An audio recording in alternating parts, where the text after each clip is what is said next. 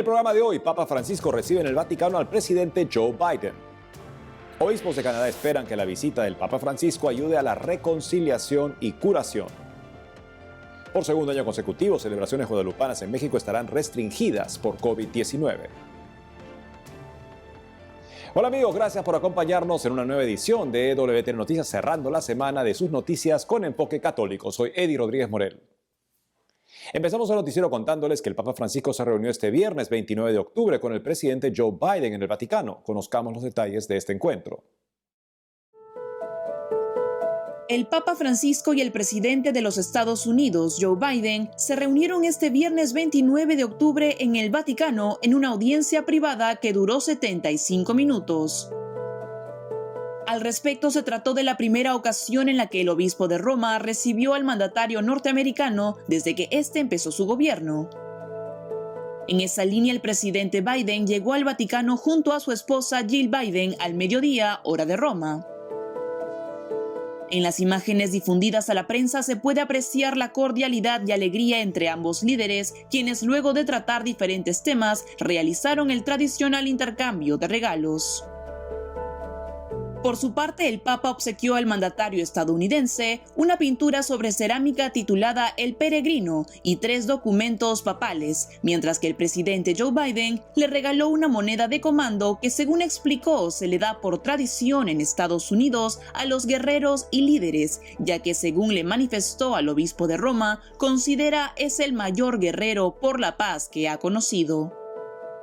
Después del encuentro con el pontífice, el mandatario norteamericano se reunió con el secretario de Estado Vaticano, el cardenal Pietro Parolin, junto al secretario para las Relaciones con los Estados, Monseñor Paul Richard Gallagher.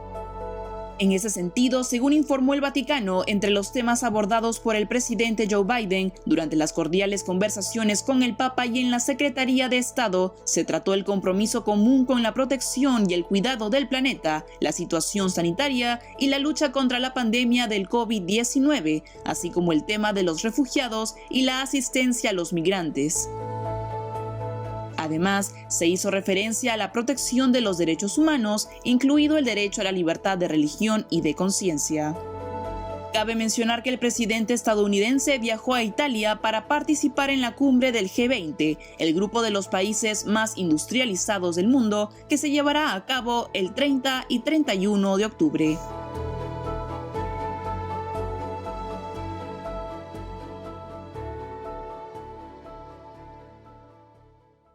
Esperemos que este encuentro con el Santo Padre haya ayudado al señor Biden a recapacitar sobre la gravísima responsabilidad que pesa sobre él por estar en estos momentos utilizando el gobierno de los Estados Unidos como un arma letal contra el niño por nacer. Oremos por su auténtica conversión. En otras noticias, los obispos de Canadá expresaron su deseo de que la visita del Papa Francisco al país ayude a la reconciliación y curación. Veamos. Ante el reciente anuncio del probable viaje apostólico del Papa Francisco a Canadá en el contexto del proceso pastoral en curso desde hace tiempo de reconciliación con los pueblos indígenas y como parte de una invitación desde la Conferencia Episcopal de este país, los obispos canadienses emitieron un comunicado expresando su agradecimiento de saber que su propuesta había sido aceptada por el pontífice. Al respecto, el texto detalló que los prelados de la nación han estado involucrados en discusiones significativas con los pueblos indígenas, especialmente aquellos afectados por las escuelas residenciales, quienes han compartido las historias sobre el sufrimiento y los desafíos que continúan experimentando. De esta manera, los obispos canadienses indicaron que oran para que la visita del Papa Francisco al país sea un hito significativo en el camino hacia la reconciliación y la curación. Cabe mencionar que la noticia de la invitación aceptada por el obispo de Roma llega unas 6 semanas antes de que un grupo de indígenas canadienses se reúna con el Papa Francisco en el Vaticano. Es preciso recordar que la última visita papal a Canadá fue en 2002. Además, el anuncio del futuro viaje del Papa, con fecha aún por establecer, se produce cuando el país, y en concreto la Iglesia, todavía se encuentra asimilando la aparición de cientos de restos mortales de niños indígenas internos en colegios de Canadá durante los siglos XIX y XX. Y nos conectamos de inmediato con nuestro corresponsal en México, Diego López Colín, que nos hablará sobre las celebraciones guadalupanas de este año. Adelante, Diego. Hola amigos, los saludos del Templo de San Juan Crisóstomo en la Ciudad de México. En esta ocasión para comentarles que por segundo año consecutivo, la insignia nacional Basílica de Guadalupe dio a conocer que mantendrá las restricciones sanitarias de COVID-19 para los festejos guadalupanos. Por esta razón, se invitó a los fieles que suelen asistir el día 11 y 12 de diciembre al Templo Mariano a adelantar su visita. En un video compartido, el rector de la Basílica, Monseñor Salvador Martínez Ávila, expuso que al ser todavía tiempo de pandemia y no haberse erradicado por completo la enfermedad, los devotos deberán organizarse para hacer una presencia simbólica en el recinto. Martínez Ávila explicó que tiene algunas dinámicas de participación, como por ejemplo, llevar en una hoja tamaño carta la fotografía de la persona y su nombre, la cual será pegada en los sitios donde normalmente se hacen las reuniones multitudinarias. Asimismo, se puede participar comprando un par de veladoras, la cual una se llevará a casa y la otra se dejará en Basílica, misma que será encendida durante la celebración a la Virgen del Tepeyac. De la misma forma, los artistas católicos pueden mandar cantos o bailes antes del 21 de noviembre, los cuales formarán parte de las transmisiones de los festejos. Ahora bien, es importante destacar que esto no quiere decir que no se podrá ingresar al templo el 11 y 12 de diciembre. Simplemente se restringirán las actividades y los accesos. En otra noticia les comento que la Fundación del Papa Francisco Escolas Ocurrentes y la Fundación Vitae buscarán fomentar la convivencia social y fomentar los valores a través del fútbol. En la comunidad del Pedregal, ubicada en Atotonilco de Tula, Hidalgo, dio inicio a la rehabilitación de un terreno para convertirlo en una cancha de fútbol que beneficiará a 200 niños. Además de este espacio, será utilizado para ofrecer talleres a partir de la disciplina del fútbol e innovadoras técnicas deportivas, generar espacios de aprendizaje con formación de valores, dar herramientas para la vida como la resiliencia, trabajo en equipo, respeto, honestidad, esfuerzo y espíritu solidario, entre otros. Además, la Fundación informó que en breve gozará de la rehabilitación de más espacios para llevar este proyecto a otras ciudades del país. Y ya para finalizar les comento que estamos próximos a celebrar la Asamblea Eclesial de América Latina y el Caribe, evento que unirá a la Iglesia del continente. Por esta razón, el padre David Jasso, secretario adjunto del CELAM, nos cuenta cómo se desarrollará este acontecimiento del que México será sede. La Asamblea Eclesial de América Latina y el Caribe tiene un programa propio. Los asambleístas podrán ser conscientes del sueño eclesial y pastoral. También buscarán distinguir los nuevos desafíos para la Iglesia. A partir de las urgencias que distingan, podrán buscar cuáles son las orientaciones pastorales, los cómo pastorales que puedan ayudar a que cada uno y cada una en su contexto en particular encuentre nuevos caminos para responder. El programa establecido está lleno de momentos muy significativos. Todo el pueblo de Dios podrá conectarse a la asamblea y tener la oportunidad de escuchar reflexiones interesantísimas para identificar la centralidad de Jesucristo y su palabra en la pastoral, para descubrir lo importante que es la sinodalidad, identificar también, por supuesto, los 4 sueños proféticos del Papa en querida Amazonía y muchos otros temas que podrán reflexionar junto con los asambleístas desde su lugar de origen. También la asamblea tendrá un programa vespertino con el rezo del rosario, la celebración de la Eucaristía diaria y por supuesto algunos paneles y otros conversatorios con temas muy importantes para nuestra iglesia. La conexión entre la asamblea eclesial y el sínodo de los obispos sobre la sinodalidad y por supuesto también las raíces y la riqueza cultural de este maravilloso continente en donde vivimos. Te invitamos a que no pierdas detalle del programa diario de la asamblea y que, aunque estemos a la distancia, estemos unidos corazón a corazón. Amigos, esa es toda la información que tengo desde Ciudad de México. Les mando a todos un fuerte abrazo hasta el estudio. Reportó para EWTN Noticias, Diego López. En otras informaciones les contamos que hace poco, al cumplirse 2 años del llamado estallido social, fueron saqueadas e incendiadas dependencias del obispado de Talca, en Chile, por grupos de encapuchados. Para darnos más detalles sobre lo que pasó, está conectado con nosotros Ronald Piña Albornoz, coordinador de la Vicaría de Pastoral Social en Talca. Ronald, te damos la bienvenida a EWTN Noticias. Hola, ¿cómo están? Hola, y hola a todos los que nos están viendo.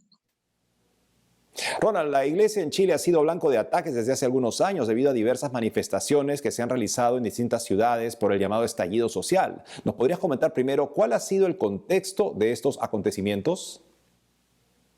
Bueno, estos acontecimientos vienen a aparecer a causa del descontento social que ha habido en este último tiempo, y eso ha llevado a que grupos aislados han cometido manifestaciones violentas, saqueos a iglesias y a diferentes eh, estamentos públicos, y todo esto a causa de poder,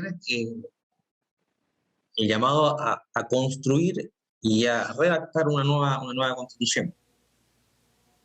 ¿Y qué significan para ustedes estos ataques que se han perpetrado ahora en las dependencias del Obispado de Talca? Al respecto, ¿cuáles son los trabajos que se están realizando para la reconstrucción de los mismos?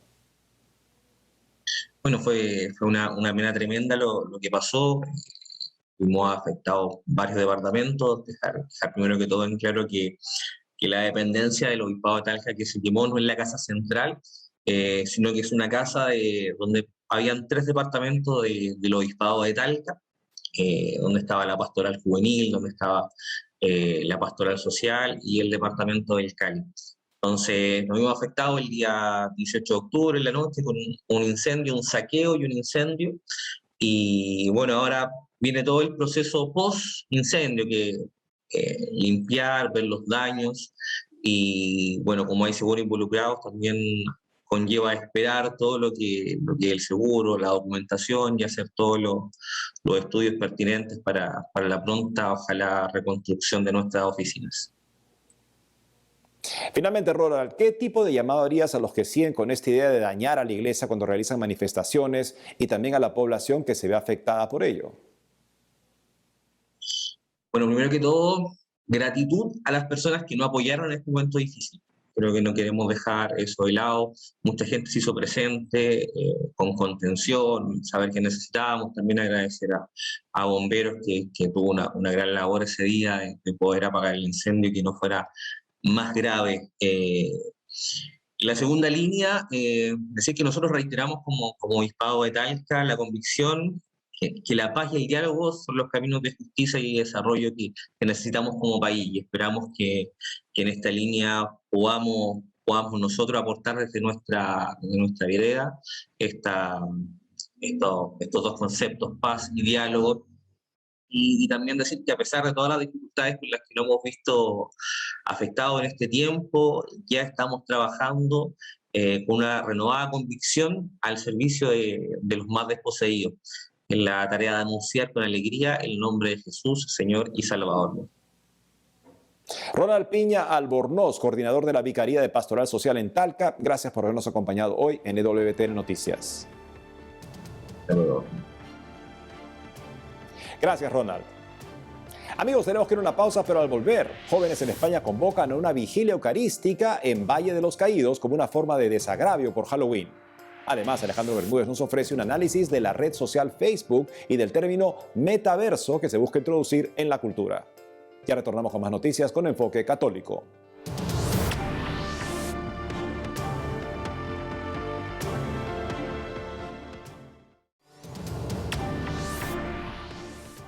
Bienvenidos nuevamente al programa.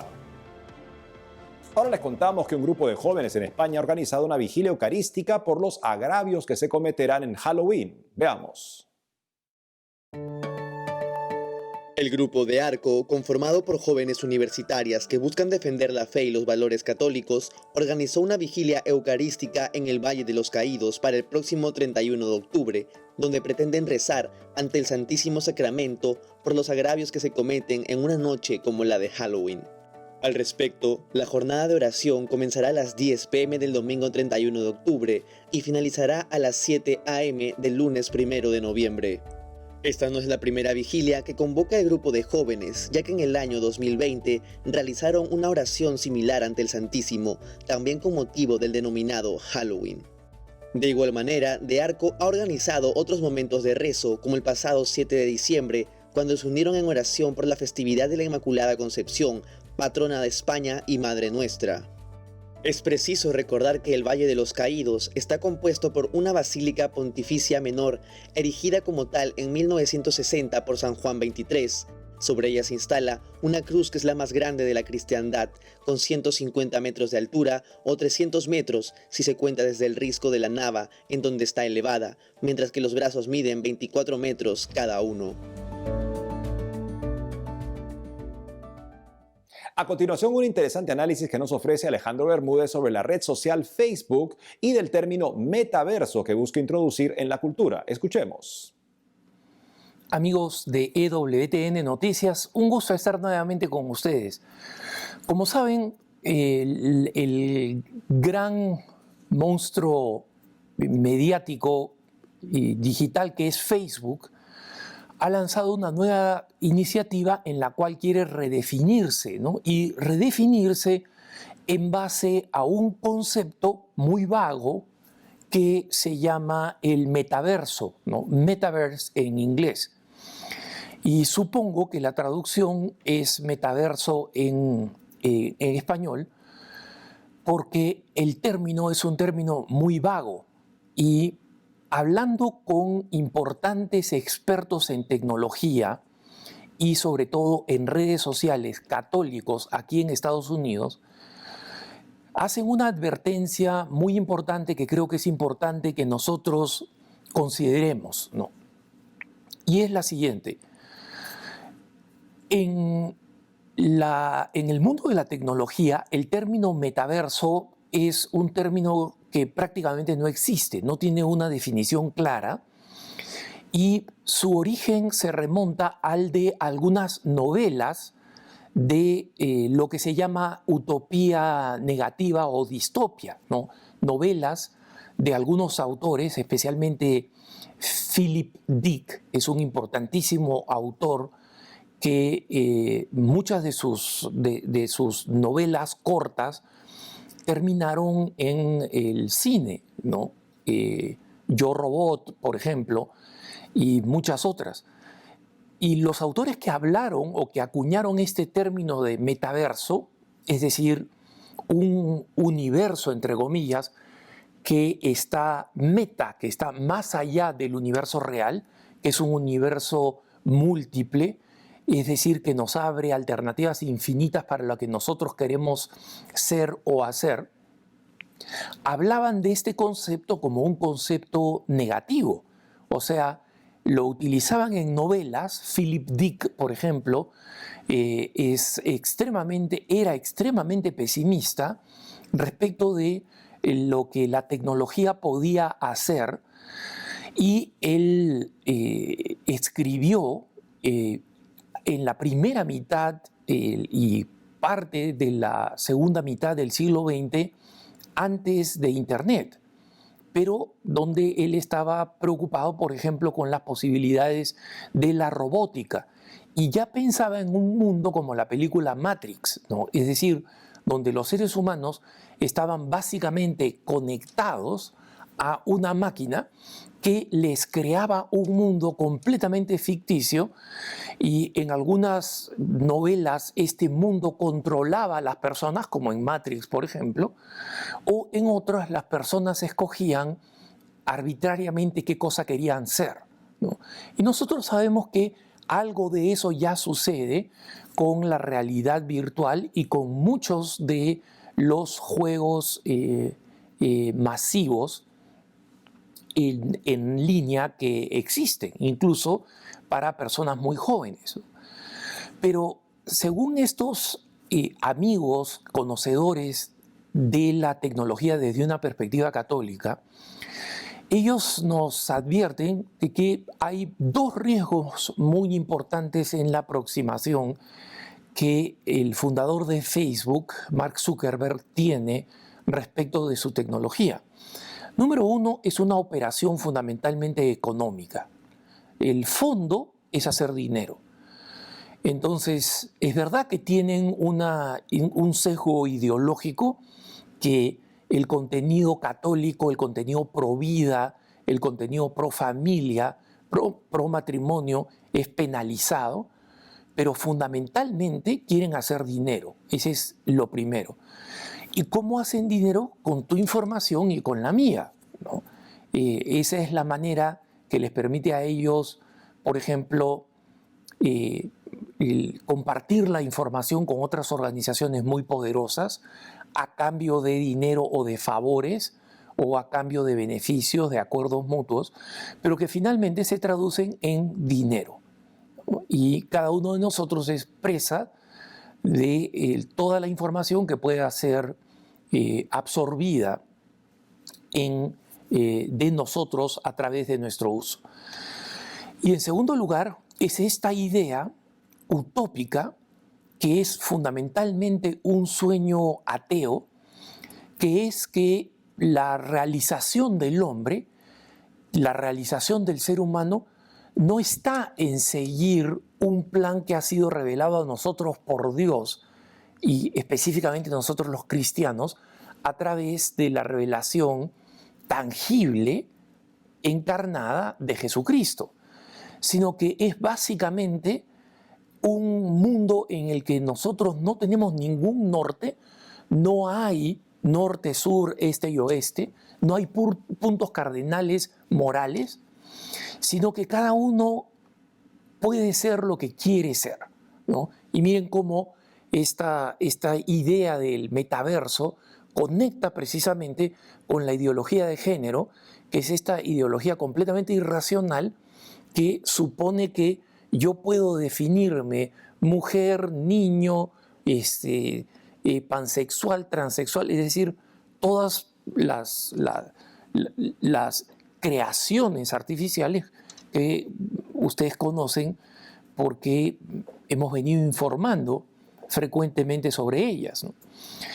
Entonces, ¿esto significa que hay que dejar de usar Facebook?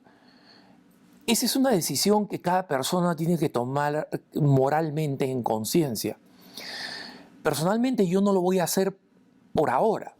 Y la razón es que el beneficio evangelizador que yo encuentro en conciencia es superior, el que encontramos en EWTN, el que encontramos en Así Prensa, sigue siendo superior a las desventajas. Pero en el momento en que esta correlación deje de ser así, en el momento en que Facebook deje de tolerar, aunque sea de mala gana, nuestro contenido, entonces no hay ningún motivo para que nosotros los católicos sigamos en Facebook o en cualquiera de las otras redes sociales. Entonces, si lo hacemos, si seguimos en las redes sociales, que sea con un alto nivel de conciencia moral de cómo lo usamos y para qué lo usamos. Lo dejo en compañía, como siempre, de la mejor información EWTN Noticias. Gracias, Alejandro. En otras noticias, más de 500,000 de católicos en todo el mundo se unieron en el rezo del Santo Rosario por la paz y los cristianos en Tierra Santa, en el cual participaron desde obispos hasta laicos y religiosos de diferentes países.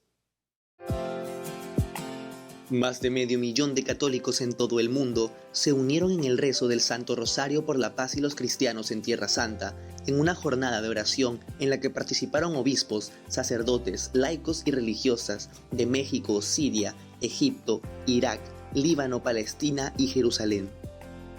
De esta manera, la jornada de oración se realizó en el marco de la fiesta de Nuestra Señora Reina de Palestina y se rezó en árabe, siriaco, hebreo y español.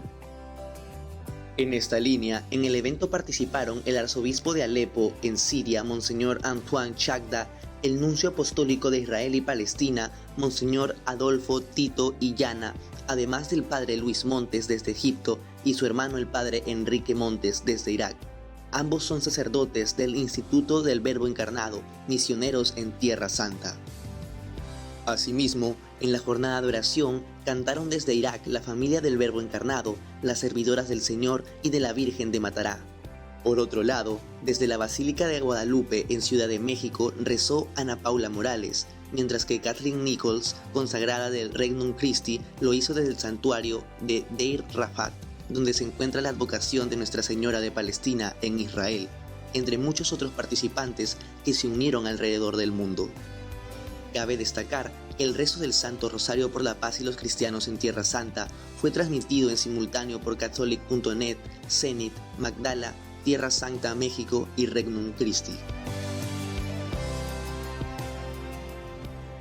Y es todo por hoy, amigos. Gracias por haber estado con nosotros. No dejen de seguirnos en las redes sociales y de lunes a viernes a las 12 del mediodía, hora de Miami, por Radio Católica Mundial en su programa Más que Noticias. Hasta entonces.